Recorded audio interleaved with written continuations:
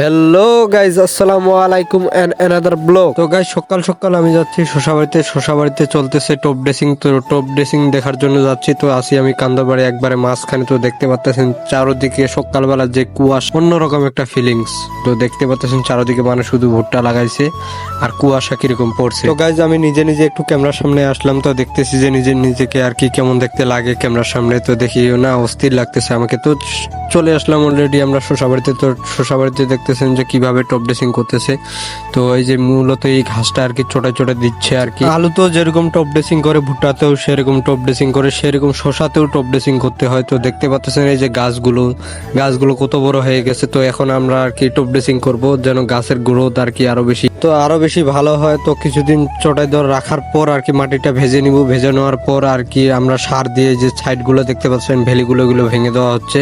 তো এই জায়গাগুলো আর কি সার দিয়ে মিক্স করে আর কি মাটিগুলো উঠে দিব। তো গাইস, আজকের ব্লগটা এই পর্যন্তই। তো সবাই ভালো থাকবেন, সুস্থ থাকবেন। আল্লাহ হাফেজ। আরো অন্য ভিডিও নিয়ে আসবো শশাবাড়ি। ভিডিওটা ভালো লাগলে অবশ্যই শেয়ার করে দিবেন।